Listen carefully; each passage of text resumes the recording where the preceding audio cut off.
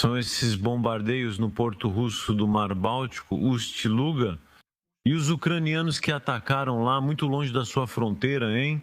Ao vermos essas imagens após os acontecimentos em Novorossiysk, no Mar Negro, percebemos como a guerra ganha dimensão europeia. Claro, já estamos perto de São Petersburgo. Esse local foi atacado muitas vezes e os russos reforçam cada vez mais a defesa aérea. O terminal, sempre que os russos conseguem consertar um pouco, acaba sendo atingido de novo. Então, às vezes, são diretamente as instalações, às vezes são as bombas, às vezes são os próprios reservatórios, então isso gera muita fumaça. Lembro que, durante o Fórum Econômico de São Petersburgo com Vladimir Putin, eles atacaram mesmo com a bolha de proteção reforçada.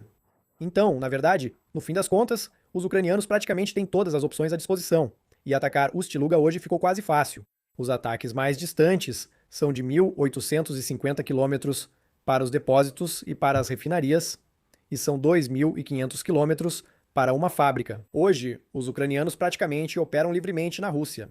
Michel Yakovlev, isso é impressionante. Parece que, ao longo da antiga cortina de ferro, estamos lutando tanto no extremo sul, no Mar Negro, quanto aqui, no extremo norte da Europa. Parece que ucranianos e russos conseguem levar a guerra para qualquer lugar. Absolutamente. E Ust-Luga, claro, como disse Xavier Titelman não é a primeira vez que é atacada. Basicamente, toda a profundidade europeia da Rússia está ao alcance das armas ucranianas, e eles estão demonstrando isso, assim como alvos na Sibéria. Então, os russos estão... A população russa está descobrindo há alguns meses que a operação especial é realmente muito especial, sim. E ela atinge os próprios interesses deles. Houve imagens, na semana passada, impressionantes de fumaça visível de Moscou. Os russos fazem uma censura feroz para evitar que essas imagens se espalhem pela população, mas mesmo assim elas acabam circulando. O almirante Vandier, sim, almirante francês na OTAN, dizia neste mesmo programa, atenção, nunca devemos pensar que a linha de frente é apenas a linha de frente ucraniana, é a linha de frente de toda a Europa. Temos uma ilustração disso mostrando que lutamos do sul ao norte da Europa. Os ucranianos, por sua vez, se defendem em todo o território russo. Tudo o que pode enfraquecer os russos, de fato, eles fazem. Mas, o que disse o almirante Vandier é também que os russos representam uma ameaça, não só contra a Ucrânia, mas também contra os países vizinhos, ou seja, os países da Europa, que também são alvo, porque a tensão está aumentando na região. Pelo menos 5 mortos na noite de quinta para sexta-feira. O balanço de vítimas está aumentando. Bombardeio também na região de Sumy, em Smila. E as perdas civis em geral estão aumentando. Tem um dado da ONU que é muito impressionante, hein? Entre janeiro e junho, houve 9.400 vítimas, 1.400 civis mortos e 8.000 feridos. Está começando a ser uma guerra que, bom, a gente sabe, né? Dos dois lados há muitos soldados mortos, mas em termos de civis também está se tornando algo muito importante. Então, o que é dramático é que voltamos aos números. É o pior índice, quero dizer, desde julho de 2026, desde abril de 2022. Há 4 anos não havia tantos civis mortos nesta guerra. Novamente, isso ocorre porque não conseguimos apoiar a Ucrânia como necessário. Como eles atacam? Com mísseis balísticos, como já dissemos. Eles atacam com mísseis de cruzeiro em áreas que vão estar mal protegidas porque ficam no interior. Agora, eles realmente chegam e atacam em áreas que não têm nada a ver com a linha de frente ou com objetivos militares. E eles também atacam com bombas planadoras. E especialmente no sul, eles usaram bombas planadoras, que podem planar por mais de 150 km porque têm um sistema de propulsão. O destaque dos ucranianos é que tinham sistemas como o JDAM Extended Range, bomba americana com propulsor traseiro, e a bomba planadora 2SM. Agora, os russos também têm isso. Na linha de frente, é claro que os ucranianos retomaram a vantagem. Os russos quase não avançam mais. Apenas 68 quilômetros ganhos em um trimestre é ridículo. Na retaguarda, ambos os lados se prejudicam. Michel Yakovlev, algum dos beligerantes pode vencer, então? No momento, não. Não há vitória militar possível. De acordo com os parâmetros atuais e perceptíveis a médio prazo, tanto em recursos humanos, econômicos, em material, em estratégia, não há solução militar nem para um nem para o outro. A solução, o único meio é o desânimo. É uma forma de solução militar, no fundo. Quando todo mundo entende que não vai haver saída, isso leva as pessoas a negociar. O problema é que Putin não está nem um pouco disposto a negociar porque ele se enfiou em um buraco e continua cavando. E ele não tem nenhuma intenção de sair disso, hein, por enquanto. Ele continua cavando. É um pouco como Trump com sua guerra no Irã. Ele não sabe como sair disso. Ainda assim, há um aspecto massivo em relação às perdas civis que Xavier Teitelman mencionou. O número crescente de bombas planadoras lançadas por aviões. Poderíamos ajudar os ucranianos a travar uma guerra melhor contra os aviões russos. Nós temos mísseis de longo alcance. Com Xavier Teitelman falávamos agora há pouco sobre os 2 AWACS que os ucranianos têm agora. Então, um retorno à batalha aérea seria possível. Seria preciso dar aos ucranianos mísseis como o Meteor que nós temos e disparar esses mísseis dos aviões que nós lhes demos. E se os russos perderem alguns pilotos, alguns aviões envolvidos em ataques com bombas planadoras, veremos muito menos bombas planadoras. Como a maioria delas atinge alvos civis, na verdade, estaríamos protegendo indiretamente os civis. Olhem essa luta entre o MiG-29 ucraniano e o drone Shahed. Você vai nos ajudar a entender isso, já que aqui estamos falando de defesa com um meio muito pesado. É um MiG contra um drone Shahed. Na verdade, é um método econômico, pois eles voam próximos. Isso ocorre porque o MiG-29 é um caça de superioridade aérea. Ele poderia usar mísseis para atingir esses drones à distância, mas aqui pode se aproximar e usar o canhão. O custo de uma rajada de canhão é de alguns euros, evitando o uso de mísseis bem mais caros.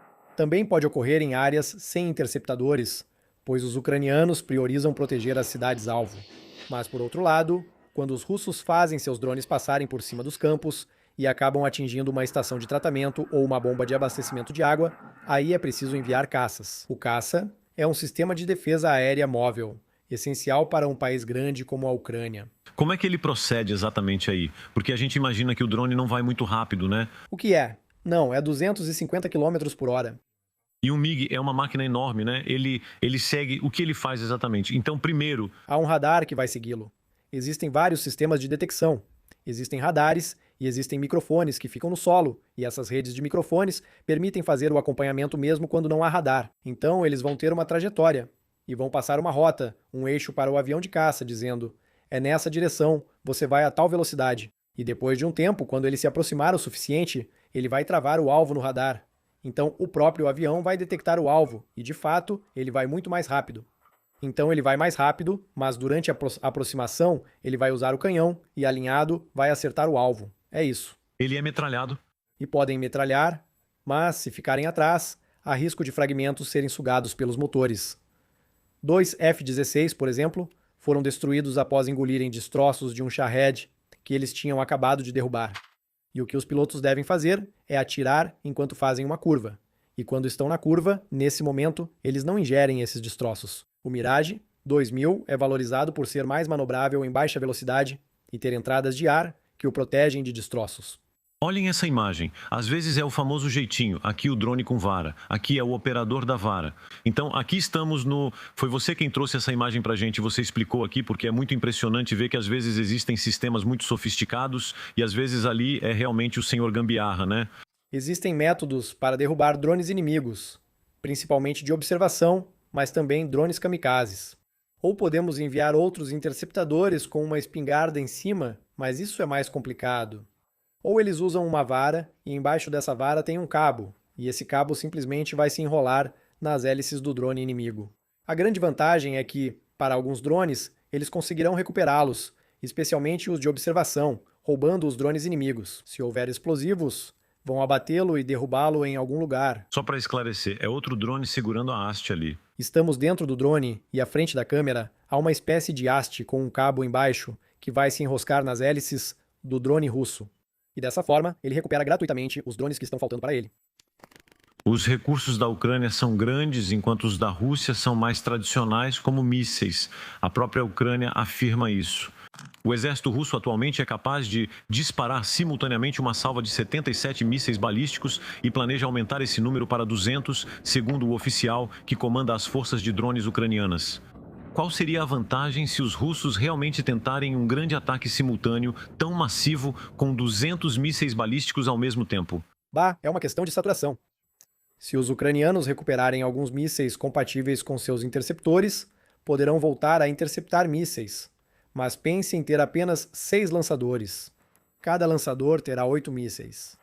Assim, só é possível interceptar um número limitado de mísseis vindo na sua direção.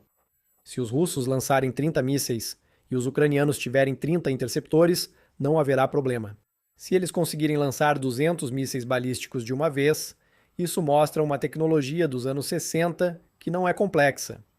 É difícil de interceptar, mas fácil de produzir em massa. Os ucranianos ficarão saturados diante de 200 mísseis balísticos simultâneos. Mesmo que consigam interceptar 60, durante a recarga, cerca de 100 ainda passarão. Isso, obviamente, vai causar catástrofes. Daí a necessidade imperiosa de os ucranianos serem melhor apoiados por nós. Ou então que a gente autorize que eles produzam lá mesmo, localmente, interceptores.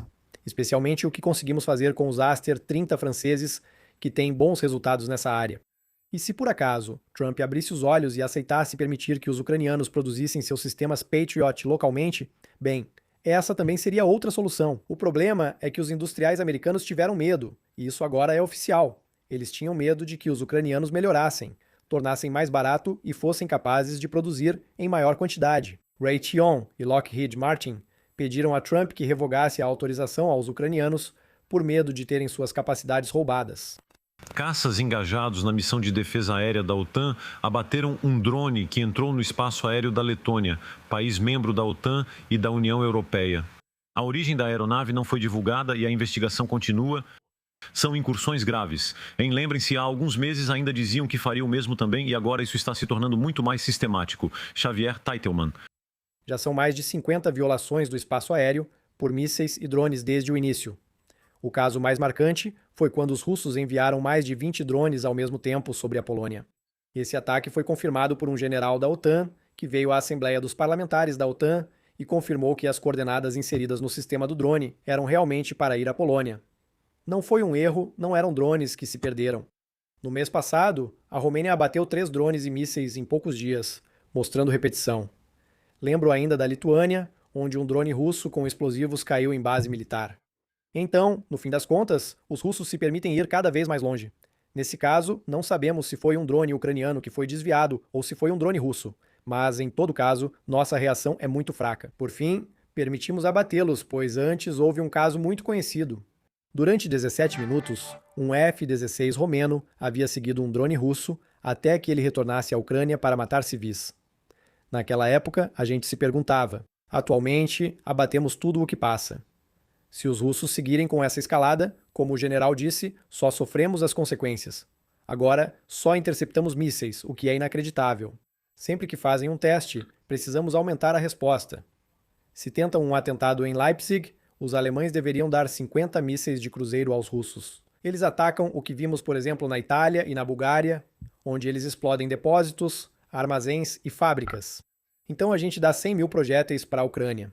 E assim, a gente faz cessar a escalada russa, ajudando os ucranianos. A possibilidade de uma mobilização muito mais massiva na Rússia, essas informações são fornecidas pelos serviços ucranianos e confirmadas por várias fontes russas, sobre o fato de que a Rússia estaria preparando uma forte mobilização logo após as eleições legislativas, ou seja, logo após setembro.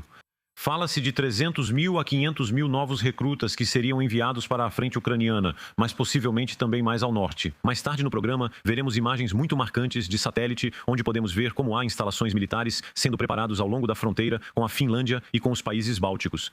O que mudaria para os russos ter ao longo de toda a fronteira da OTAN 500 mil de homens? Bem, então... Primeiro, é preciso compensar as perdas. Os russos não conseguem mais recrutar homens suficientes para isso na frente ucraniana. Já são 1,5 milhão de baixas desde o início da guerra e ninguém mais se alista voluntariamente.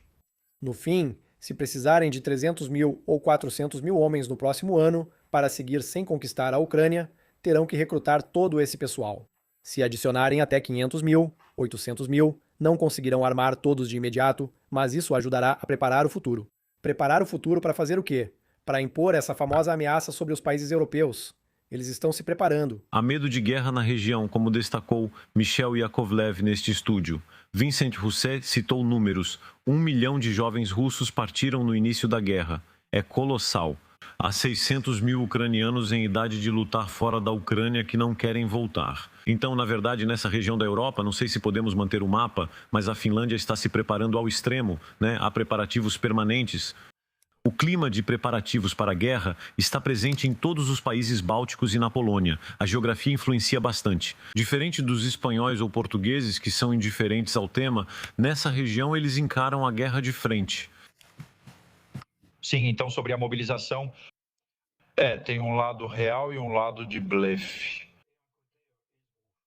Primeiro, todo ano, em outubro, acontece a mobilização, é a classe de 2026 que é chamada para servir.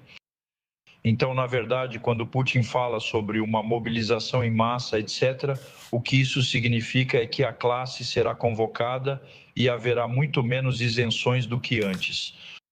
E então eles vão mirar nas pessoas e, em particular, acredita-se que eles vão mirar todas as regiões, enfim, todos os pobres da República, e que eles vão poupar, como de costume, São Petersburgo e Moscou, e que, portanto, o ressentimento do resto do país em relação a esses privilegiados em todos os níveis, vai continuar a crescer.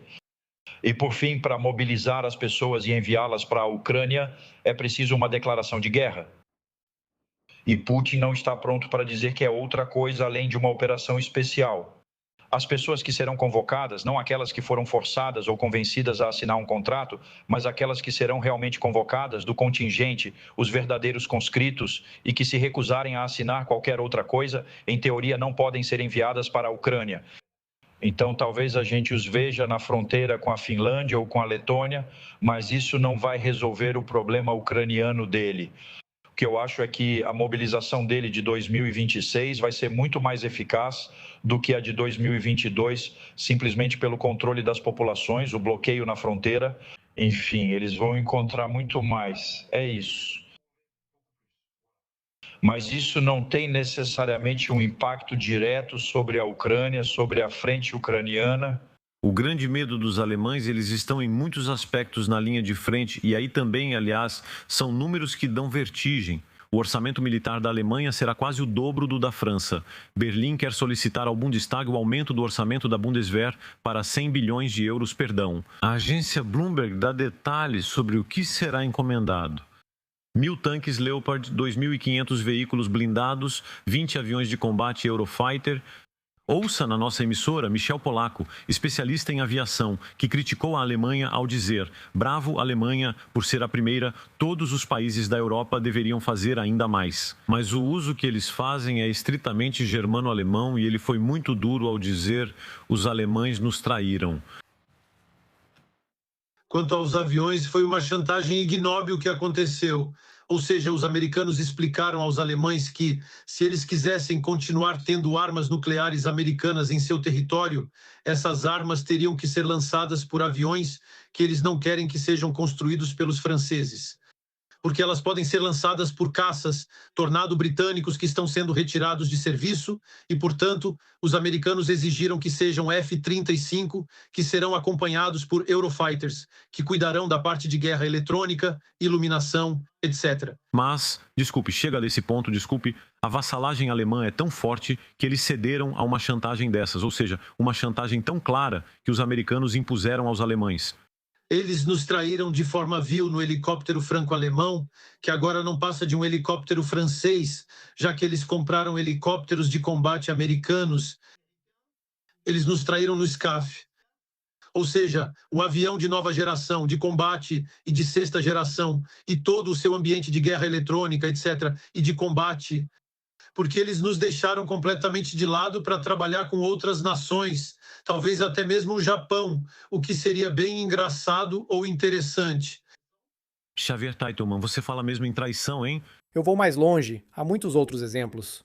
Os aviões de patrulha marítima da Airbus e, no final, os alemães compraram da Boeing.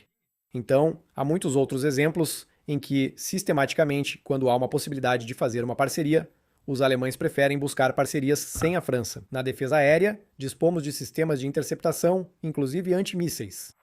Para quem os alemães se voltam? Eles se voltam para Israel e para os Estados Unidos. Para os mísseis de cruzeiro, eles procuram os Estados Unidos. Então, temos sistematicamente equipamentos que poderiam corresponder, que poderíamos produzir em grande quantidade, e de fato eles não querem trabalhar conosco. No caso dos tanques, bingo, eles foram fortes, estavam no momento certo e produzem seus próprios tanques, sem problemas. Mas em muitos outros setores, traem a independência da Europa.